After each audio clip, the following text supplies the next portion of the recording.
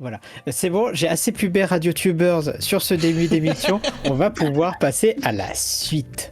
En effet, et la suite, j'ai envie de me tourner vers Ponoki, mesdames et messieurs, pour justement discuter VTubing à faire. Ça tombe quand même sacrément bien, quoi. Ouais, c'est clair. Aïe aïe aïe, Ponoki. Pour ceux qui te connaîtraient pas, comment est-ce qu'on peut expliquer un petit peu ton pédigré dans le VTubing FR? Comment est-ce qu'on peut expliquer ça? Oula, Moi, je peux ça donner. dépend de ce que vous voulez savoir. Je peux donner, pour donner une. Voilà. Quand j'ai commencé le VTubing, je suis tombé sur un article qui parlait de Ponoki. Voilà.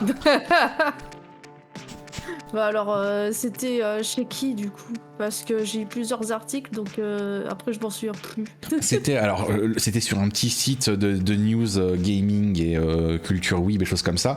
Et c'était un article qui parlait de toi et d'Angel Bayou à l'époque, en big fin 2020, début 2021 là. Parce que je sais qu'il y avait eu un article sur nous deux, mais c'était avec Combini qui avait eu ça. Enfin, la toute première fois que j'avais eu un article et tout, et après il y a eu un peu de tout, soit des journalistes, soit des indés, soit des petits trucs de jeux vidéo également et tout. Ouais. Donc, moi, je viens d'apprendre quand même que Ponoki, t'as eu un article sur Combini. Ouais, oui, c'était le tout premier d'ailleurs, que c'est la première fois que j'apparaissais dans un article d'ailleurs, c'était avec Combini. Enfin, Combini, je crois que c'était la branche gaming, si je dis pas de bêtises. C'était quelqu'un qui travaillait pour Combini côté gaming et pop culture. Enfin, je m'en souviens plus trop de l'intitulé. Et du coup, on m'avait interrogé moi et Angel à l'époque à propos du VTubing. Enfin, on était vraiment au tout début quoi. Hop, voilà, je crois que j'ai retrouvé, mesdames et messieurs, l'article en question. Ça doit être celui-là, ouais. Je crois que c'est celui-là. 2020, voilà. 2020. Bah, de toute façon, j'ai été interrogée qu'une seule fois par Combini, donc ça doit être celui-là, ouais. Mais t'as commencé quand, Ponoki? Novembre. Par contre, non, mais excusez-moi, SDM oui. qui fait des gros doigts sur RadioTubers, s'il vous plaît, là dans le coin.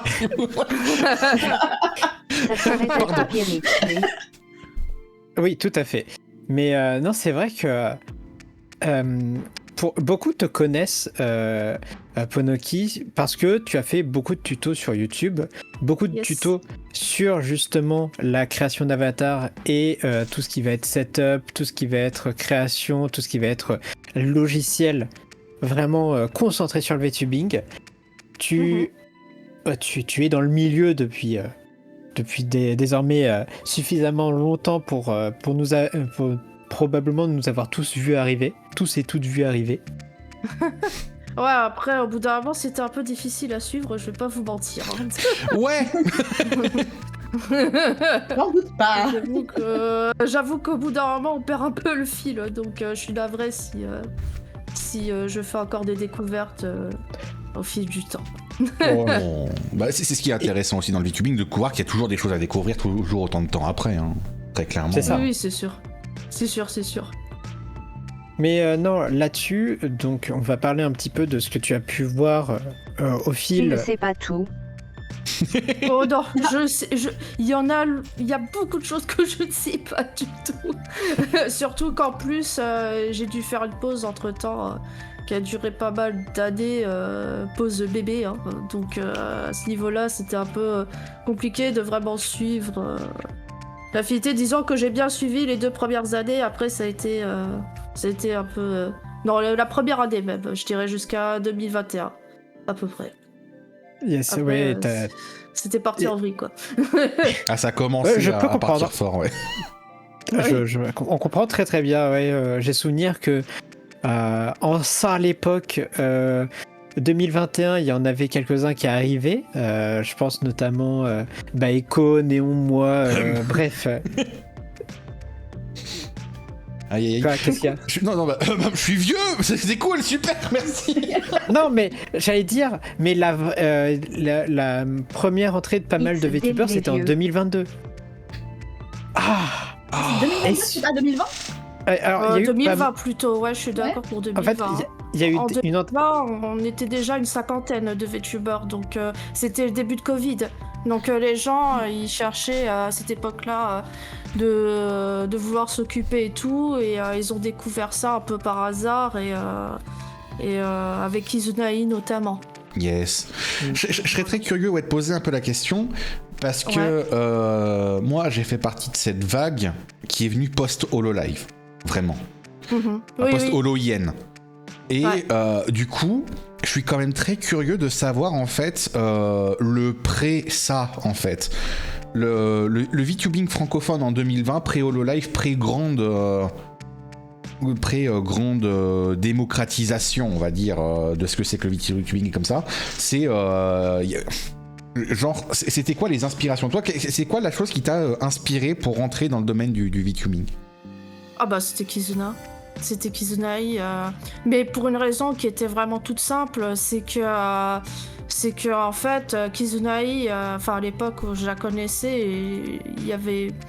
Je crois qu'il y avait même pas 2-3 VTubers en France, et à l'international encore très très peu. Et c'était elle qui avait posé le terme VTuber, et puis surtout qui a mis en lumière le fait qu'on puisse être un créateur de contenu avec un avatar virtuel, et donc il n'y a pas besoin de montrer sa tête. Et vu que moi à mon époque, quand je voulais commencer, c'est ça qui m'a un peu motivée, c'est le fait qu'on puisse avoir son avatar et qu'on n'a pas besoin de se montrer, et ça m'arrangeait bien en fait. Ouais. Et voir que ça existait avec Kizuna, bah forcément j'ai suivi le truc quoi. Note qui a découvert Kizuna et l'année dernière MDR. Quand elle a fait son retour après son hiatus, j'imagine. Bah du coup oui, c'est depuis l'an dernier en fait, mais elle a pas fait beaucoup de bruit à son retour. C'était un peu mis sous silence, et puis ils sont toujours restés moment d'une sur vidéo leur explicative. Ah ok d'accord, ça marche. Eh bien, Mais soit. Mais oui, effectivement, elle est revenue que depuis l'an dernier, mais ça n'a pas fait un très gros bruit, et puis surtout, elle s'est concentrée sur son activité d'idol pure, japonais, etc.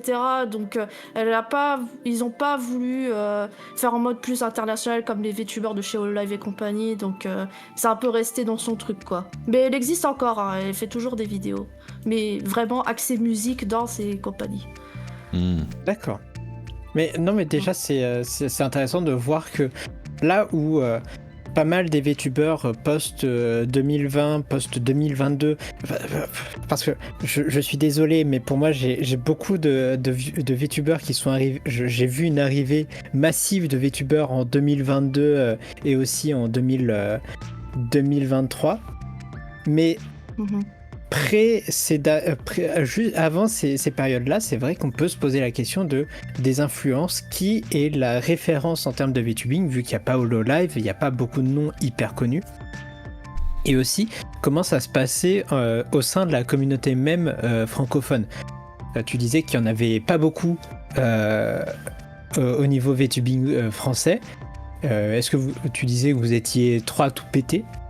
Ça se passait un petit peu comment? Moi, quand je suis arrivée, on était 4 ou 5, hein, quand on s'est retrouvés. Parce que si ça se trouve, il y avait peut-être des gens cachés, mais voilà, on n'était pas au courant. Mais en fait, ce qui s'était passé, c'est qu'on était vraiment que 4 ou 5, et je pense qu'on s'est tous à peu près retrouvés sur les réseaux sociaux comme Twitter et tout ça, parce que quand moi, de mon côté, je faisais des recherches par rapport au VTubing, j'étais tombée sur des comptes Twitter de personnes VTubers, mais qui parlaient anglais. C'est vrai qu'à l'époque, les gens aussi, ils étaient pas trop dans le francophone, étant donné que y avait pas de public en fait pour des VTubers français, donc les gens, ils étaient un peu dans du bilingue français-anglais et tout, et c'est là qu'on m'a un peu pioché, parce que on a vu que j'étais arrivée, alors les personnes qui étaient là avant moi, à la moindre personne VTuber nouvelle, ils l'attrapaient, et on mettait dans un groupe Discord qu'on avait fait ensemble, et après on attrapait petit à petit, et dès que ça dépassait 10 personnes, parce que quand il y a eu 10 personnes dans un groupe Discord, on peut pas du coup continuer à monter un groupe. Du coup, on a fait un serveur Discord pour rassembler les VTubers français et tout ça, qui s'appelait à l'époque Virtual FR. Et du coup, c'était moi qui l'avais fait avec Dit à l'époque. Et à chaque fois, on piochait les VTubers qu'il y avait, etc. etc. C'était seulement du gaming que vous faisiez à l'époque ou d'autres Ouais. De toute façon, après, à ce niveau-là, ça n'a pas beaucoup changé. C'est vrai que c'est particulièrement du gaming. Après, il y avait quand même des petites particularités où beaucoup de gens comment on peut dire, se calquaient au modèle japonais. C'était pas le cas de tous. Mais il y avait des gens qui, étaient plus dans le RP VTuber pur, genre comme il y avait eu les Hololive ou Kizuna à l'époque, qu'ils étaient vraiment dans leur personnage. Mais après, au fil du temps, ça s'est agrandi, etc. Et après, les gens ils streament comme ils streament, quoi. Et là, j'ai eu un flashback. Je suis désolé, mais j'ai eu un flashback quand t'as mentionné le nom de Dit. Je me souviens avoir fait vos interviews il y a si longtemps. Ah oui, c'est vrai, je m'en souviens. Et c'était même avec Echo, il me semble, non? Oui. Il me semble qu'avec Echo, oui. Oui, d'ailleurs, fun fact. Oui, je m'en souviens, ouais. Purée, ça date. Oh, putain. Ouais. Allez. Oh, le souvenir débloqué, quoi. Allez, c'est parti pour toujours plus de vieillesse. En avant de L'Oréal. Me suis motivé enfin. Perso, c'était full Hololive JP. Hololive JP qui t'a inspiré? Je serais curieux de poser la question qui chez Hololive JP, tiens. Et puis aussi. J'avoue, c'est chez JP en plus. Je me demande qui ça peut être. Et moi, par contre, chat, je vous emmerde avec mes problèmes de dos. Marty, il faut retourner dans le passé, Marty. Ok, Echo, c'était avec Dégus. Ok. Parce que, oui, je m'en souviens que j'avais fait avec toi. C'était pas avec Dit, c'était avec Dégus. Ah oui, peut-être. Peut-être avec Dit, c'était quelqu'un d'autre. Alors peut-être c'était avec d'autres personnes, attendez, je vais vous retrouver ça parce que, quitte à me faire un coup de vieux, autant y aller jusqu'au bout. Ça va, hein. Ça pique un peu quand même. Oui, non, mais très clairement. Hein. Mais du coup, Keola, hésite pas à nous dire c'était qui ta référence, si t'arrives à retrouver le nom. Mais si cette personne n'a pas disparu depuis de chez Hololive JP. Ce qui n'est pas impossible. Hololive China, on en parle, bien sûr. Non, on n'en parle pas, ça va être un problème. Il y a combien de membres à Hololive maintenant? Parce que... Oh, ça c'est au-delà de la centaine. Coroné, Sakura Miko. Trop bien. Ça c'est vraiment la base, ouais. Tout à fait Coroné. Hein. Coroné qui a inspiré tellement de gens à apprendre le VTubing. Hein. En vrai, on n'en parle pas assez de à quel point il y a un nombre de gens que je connais qui s'est lancé vraiment grâce à elle, enfin inspiré par elle. En VTuber français? Ouais, en VTuber français, il y a plusieurs personnes que je connais qui ont été inspirées directement par Coroné, ouais. Ah oui, Coroné, pour le coup, c'est vrai que c'était... Enfin, c'est toujours d'ailleurs une grosse tête de Hololive et aussi, elle a tellement une personnalité qui se démarque beaucoup avec Pekora et tout que ouais, effectivement, il y a beaucoup de gens qui ont suivi un peu le modèle et tout, un peu foufou et tout ça, côté VTubing, quoi. Bah, de mon côté, j'avoue, la scène FR, je me suis juste retrouvée dedans à mes débuts. Ouais, je vois. Bah après, c'est le cas de beaucoup de gens. En fait, quand il y a eu, par mais exemple... aussi car j'utilisais réseaux sociaux avant. Ah oui, ouais, c'est vrai que ça a son importance, effectivement.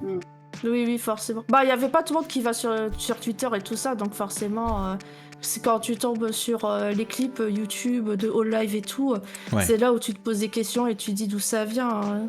Notamment après Hololive EN qui est arrivé en 2020, on a senti la différence avec un grand nombre de personnes qui sont devenues VTubers pour le coup, les Hololive Beats, donc c'est avec Warkura, Mori et tout ça.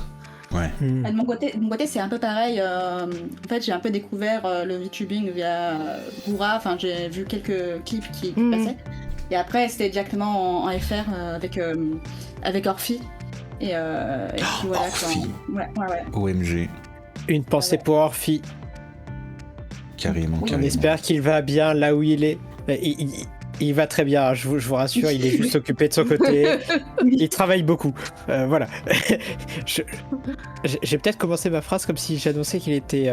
Oui, c'est bien bien. que- Pensez une petite Oula. prière pour Orphy, s'il vous plaît, là où il est. Aïe aïe aïe. Faut vraiment que je retravaille moi mes phrases. Sinon, je sens que je vais dire des conneries. Orphy 10 ans déjà, c'est ça, ce Vitalico dans le chat qui dit il a rejoint Mintos dans les cieux. Orphy repose en paix. Aïe, aïe. Ne lui envoyez Alors. pas ce clip, hein, bien évidemment. Alors Aïe, aïe, aïe. effectivement, j'ai retrouvé une image, enfin j'ai retrouvé l'épisode complet où tu apparaissais Ponoki et c'était bien avec Echo et Negus. Ok, c'était avec Négus. Ok, ça marche. Ouais, et je ne sortirai pas d'image ici parce que c'était tard à l'époque sur ma première version d'Avatar et je ne veux plus la montrer. C'est une autre Alors, époque. je pense savoir où je peux la retrouver cette vidéo. Fais voir, on va. On va C'est pas aider grave, les les gars. dossiers, franchement. Ouais, mais on va éviter de balancer les dossiers directement durant un épisode de RadioTuber. Ah si, Après. c'est très important. Est-ce que c'est vraiment Vraiment grave en fait? Putain mec, ta SEO elle est tellement dégueulasse que j'arrive même pas à retrouver les vidéos en les cherchant, c'est pas possible. Faites une rubrique. Faites une Dossier. rubrique. Aïe aïe aïe aïe aïe aïe. La rubrique Vraiment, dossier, ouais. vous voulez pas C'est pas une idée, m'aider. Vous voulez C'est vraiment pas pas une idée. m'aider. Non, mais très- La rubrique Roast Me. Roast me, ouais. Bah, vous savez quoi? Je peux, dans un grand accès de générosité, pour l'épisode spécial Noël, faire une section spéciale La roasting. fameuse émission. Aïe aïe aïe. Ouais, dossier Tubers, la spéciale, le hors-série. On C'est sort tous ça. les vieux modèles dégueulasses, les pires anecdotes de stream. En vrai, go. En fait, c'est pas, hein. En vrai, vraiment go, en fait, Néo. Non, parce qu'il y a vraiment des choses que je connais qui pourraient nous foutre dans la merde, donc non. Aïe aïe aïe. Hors-série Radio Mais- Tubers 2022. 23. Ouh. Voilà celui-là. Allez. Ah oui, d'accord. Non, effectivement, je viens de me rappeler. Bon, bref.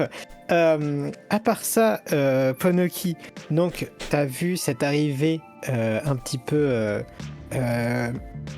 pas simultanée, mais progressive de Tellement pas VTubers dans la habitué. communauté. Raya. Oui, c'est vrai, pour le TTS. C'est la spécialité de RadioTubers, toujours sortir des particularités sur le stream. Mais je reprends ce que je voulais dire. Tu as vu progressivement les VTubers arriver dans la communauté. Quelle a été ta vision à ce sujet? C'est-à-dire. C'est-à-dire, comment tu l'as perçu, toi, cette arrivée de nouveaux VTubers? Est-ce que tu as eu un changement au niveau du comportement que tu as entretenu avec les nouvelles personnes qui arrivaient?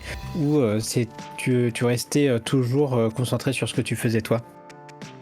Moi, j'ai toujours été concentrée sur ce que je faisais. Après, il est clair que le rapport aux autres a pas mal changé quand il y a eu de plus en plus de VTubers.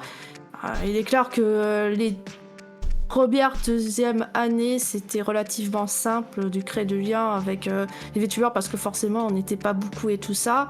Mais c'est vrai que, je dirais, moment Covid, l'apparition de HoloLive EN, ça a changé la donne. Genre, il y en a eu d'un seul coup qui sont arrivés. Et en fait, c'est devenu difficile à suivre et on a aussi vu que les gens, ils se faisaient leur groupe, machin. Et du coup, forcément, le rapport aux autres devenait de plus en plus difficile quand on est de plus en plus ancien aussi. C'était pas évident, surtout quand, en plus, ce qui était marrant quand on avait débuté en parlant avec les gens et tout, on s'est même amusé à genre indiquer des gènes, tu vois, comme chez HoloLive, ils ont la gène 0, gène 1, gène 2, machin, et on s'amusait à faire ça, mais après, au bout d'un moment, c'était impossible, en fait. Genre, ça devenait exponentiel, hein. Le nombre d'arrivées de VTubers et tout, C'était Gêne. c'était compliqué. Gêne 249, non mais je te jure, c'était un peu ça l'idée. Hein. On arrivait à suivre, mais après c'était compliqué, vraiment compliqué.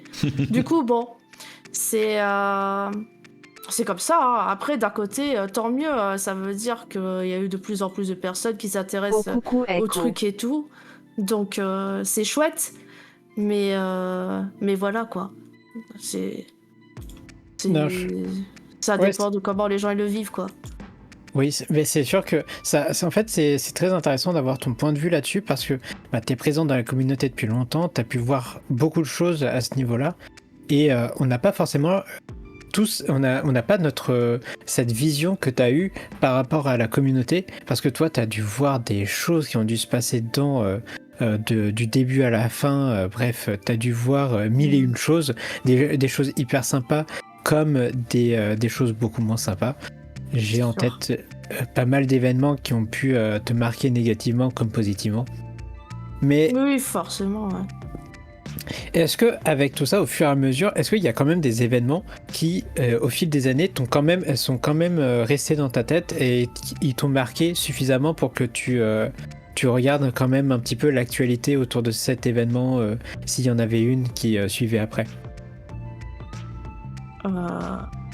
J'avoue, j'ai pas trop bien compris la question. Non mais t'inquiète pas, je me suis rendu compte que pendant que je prononçais ma phrase, je ne savais plus où j'allais avec ma phrase aussi. Ce que je voulais dire, c'est est-ce que au fil de ces années, est-ce que t'as vu un événement ou un stream particulier qui t'a vraiment marqué? Bah, difficile à dire. En fait, il y a des choses qui ont forcément marqué.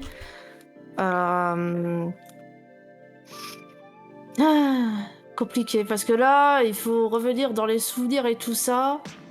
De toute façon, moi, il y a plusieurs choses qui ont marqué. C'est que le fait, déjà, quand il y a eu des vagues de VTubers, c'était vraiment d'un seul coup. C'était pas genre progressivement, en fait. C'était à chaque fois qu'il y avait un petit événement côté VTuber EN ou JP, on voyait une masse de VTubers français qui venaient. Bon, pas non plus des milliers, mais on va dire plusieurs dizaines, plusieurs centaines, parce qu'à l'époque, il n'y en avait pas des masses. Je pense notamment toujours Hololive EN. Il y a aussi le coup du Pokémon qui est devenu VTuber pendant 2 jours.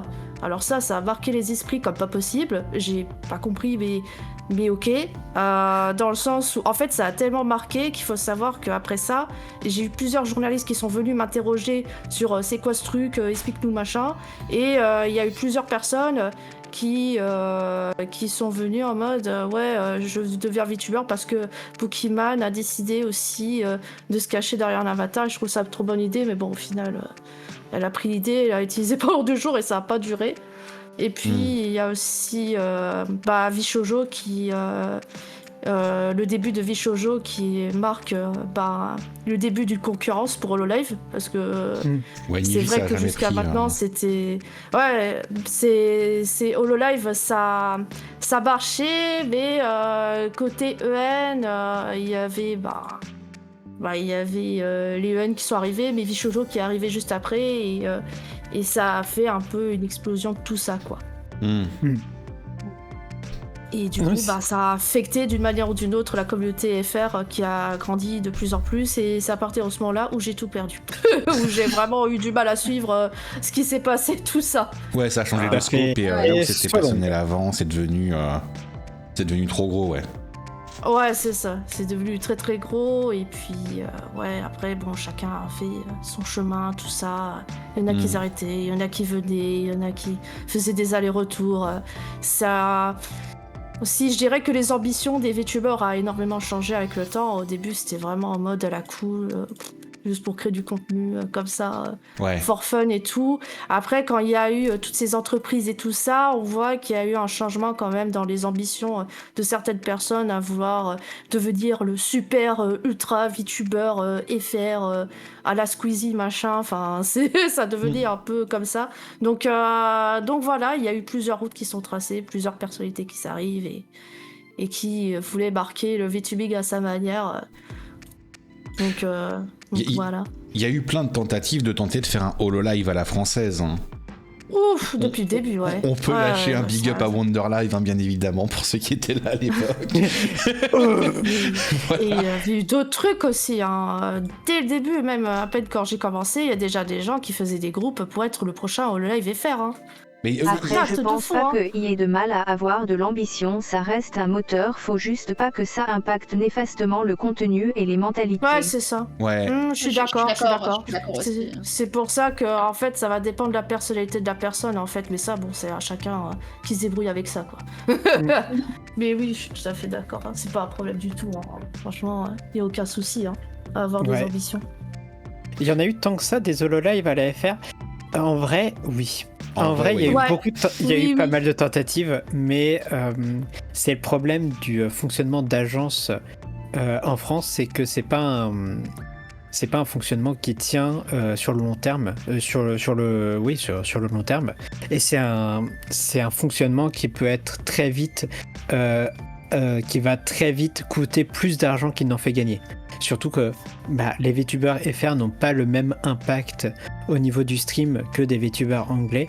Là où des VTubers anglais peuvent parler à l'international parce que l'anglais est une langue de base, le français est beaucoup moins spécialisé et beaucoup plus dans des pays spécifiques et pas au global.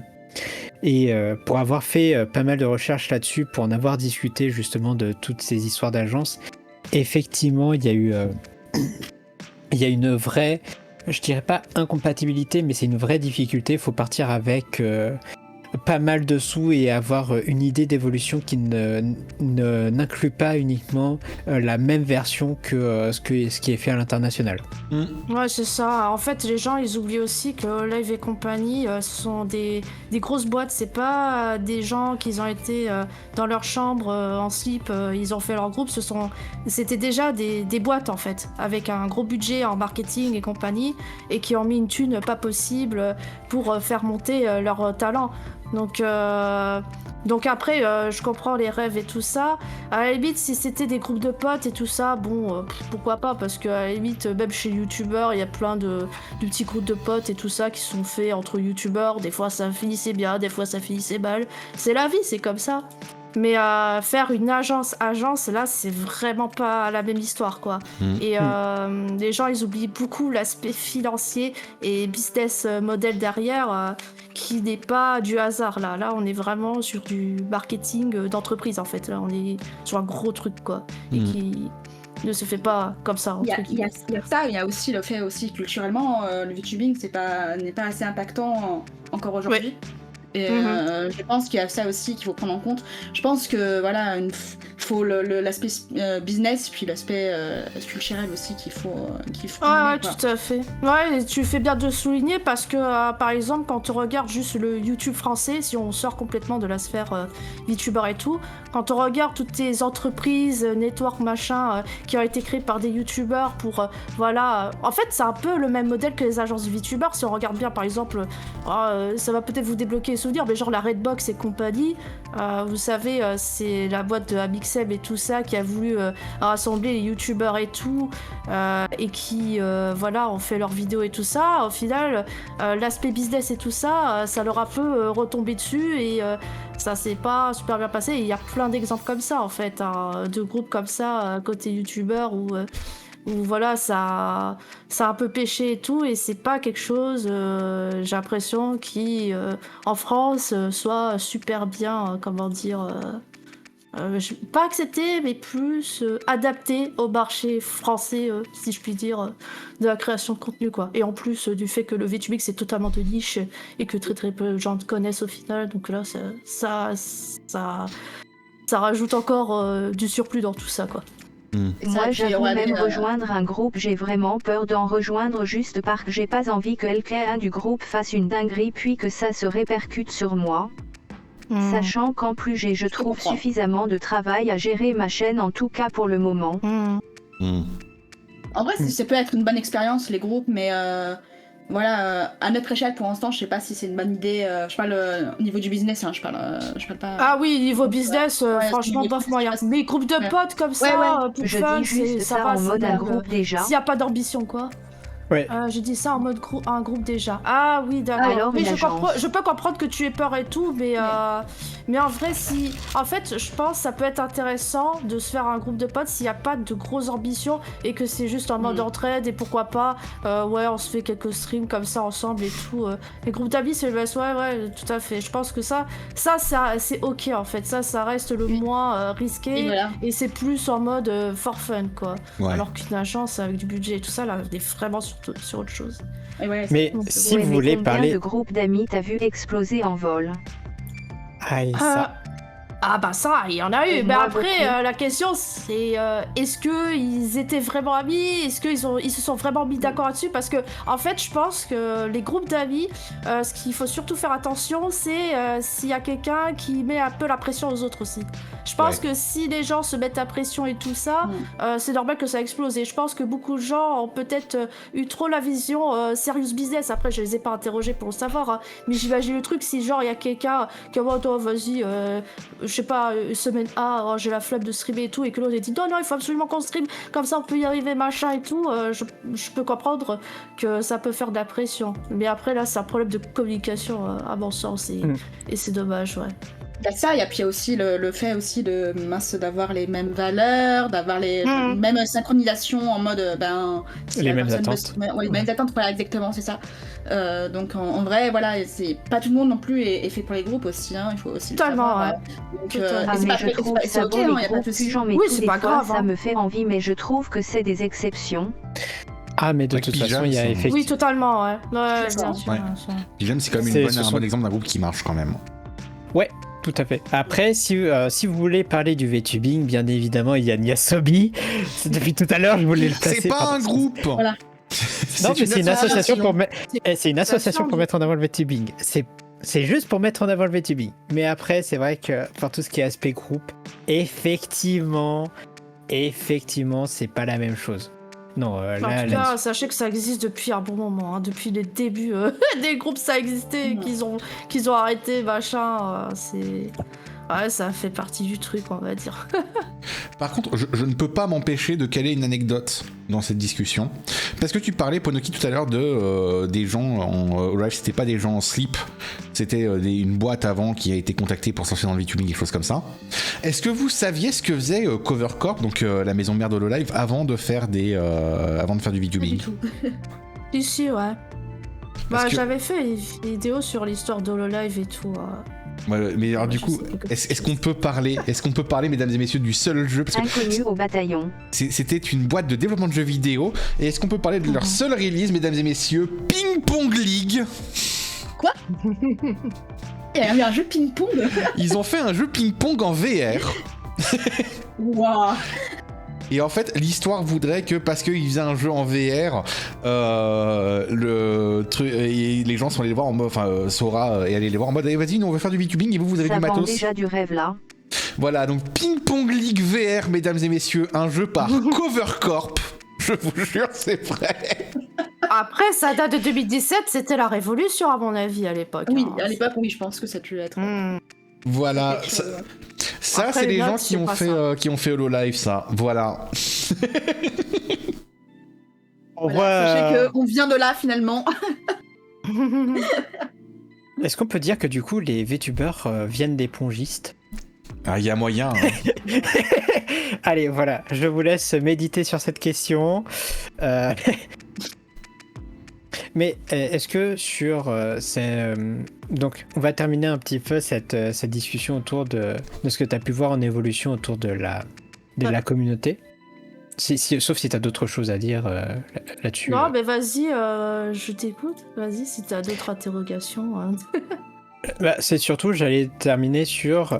Au final, t'as eu une pause parce que t'as eu un enfant, hein, tu l'as annoncé sur les réseaux, et tu t'en avais parlé qu'effectivement t'étais devenue mère et VTubeuse, et que tu reprenais au fur et à mesure.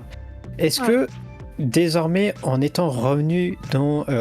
en ayant repris des liens avec la communauté, est-ce que t'as vu des changements dans la façon de créer du contenu par rapport à avant ? Ah oui, ça n'a rien à voir.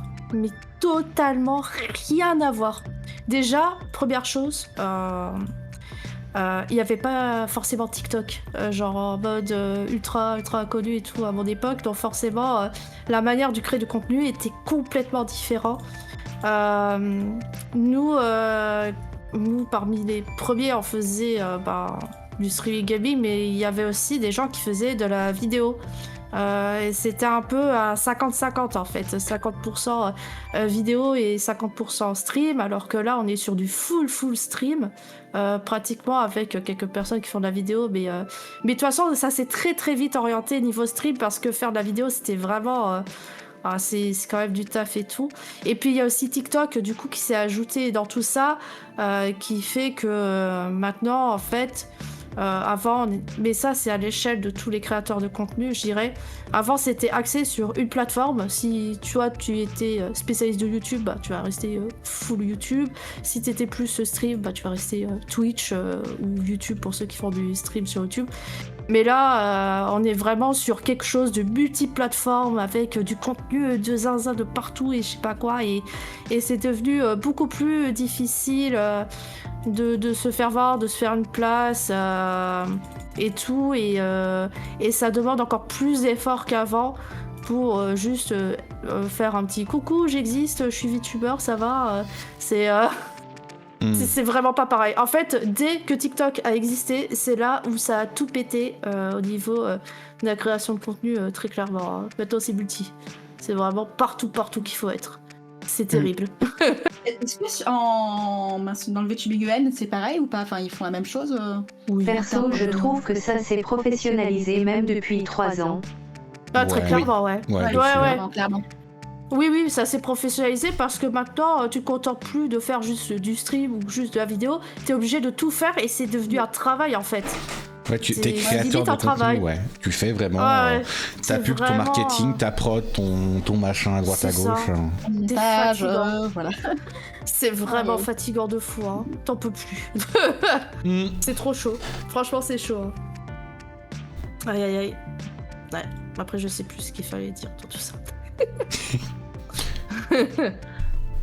Mais ouais, c'est quand même un sujet où aujourd'hui tu sens qu'il y a moins de facilité à être juste un hobbyiste dans le coin en fait. Ou si tu veux participer à des collabs, faut se faire découvrir et il faut donc du coup faire des shorts et faire tout ça. C'est vrai qu'aujourd'hui t'as vraiment le sentiment que si tu veux te faire découvrir, va falloir trimer. Ouais, mais c'est un peu triste et dommage parce que c'est vrai, enfin si je compare à mon époque à moi, en fait on n'avait pas cette vision en mode ouais toi je te connais pas, machin et tout. Enfin en gros je caricature, mais c'est vrai qu'on faisait en sorte de tout se connaître, mais maintenant c'est impossible de faire ça, hein, très clairement, c'est compliqué. Ouais. Et du coup ouais. C'était le truc qui était fou, c'était vraiment pour moi ça pique ce truc là en début 2022 réellement, et ça continue encore un peu après, la présence de tout le monde sur Twitter. C'est un truc qui a complètement pété aujourd'hui, qui a été détruit par TikTok, par le fait que tout le monde a migré sur Blue Sky à un moment, certains sont revenus, ça a été un bordel pas possible, mais à l'époque c'était y avait un côté où tout le monde pouvait voir tout le monde, où tu pouvais te pointer, dire bonjour, je suis VTuber depuis un mois, et puis te retrouver dans une collab avec une quinzaine d'autres personnes de toute taille de chaîne, toute expérience, toute vieillesse dans la communauté.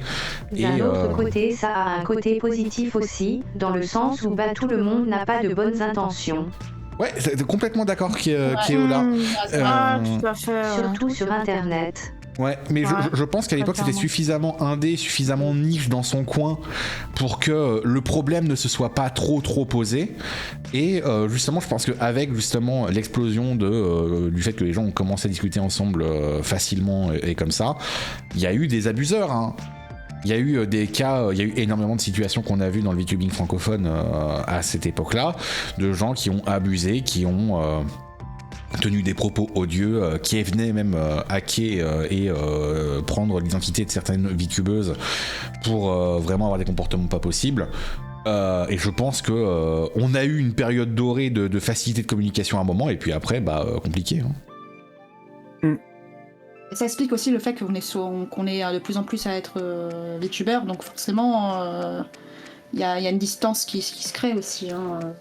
Je veux dire, quand t'es 50, c'est pas la même chose que quand on est 3000, tu vois. Ouais. Bon, 3000, 4000. là, 3000, 4000, les dernières estimations, je crois.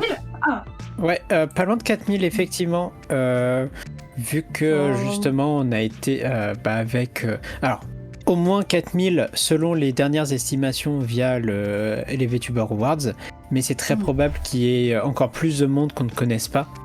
Ah, mais très Donc. clairement, il y en a beaucoup plus. En fait, pour vous donner une idée, je dirais, allez, en 2000... je sais plus. En fait, je m'en souviens, vers 2022-2023, je sais qu'on comptabilisait déjà les 1000 VTubers, en fait. Ouais. Donc, et c'était que les gens sur Twitch. Hein. Ça prenait pas en compte les gens qui étaient sur TikTok et YouTube, quoi. C'est ça. Et sachant qu'il y a forcément des gens qu'on loupe, quoi. Donc ouais. Hein.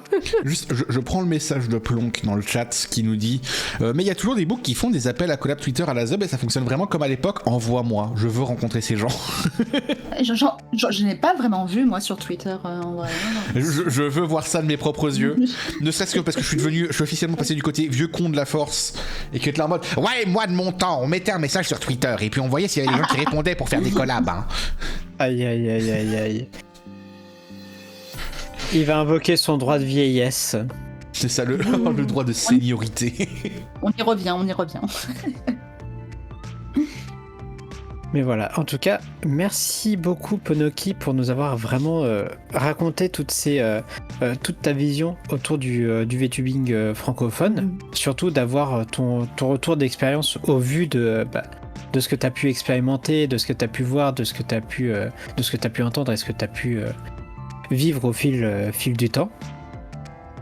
Ouais, bah pas de soucis, hein. Au plaisir. Oui, au plaisir. On rediscutera évidemment. Tu reviendras évidemment pour d'autres chroniques. Mais pour l'heure, on va désormais passer avec nos invités Keola et Igloo.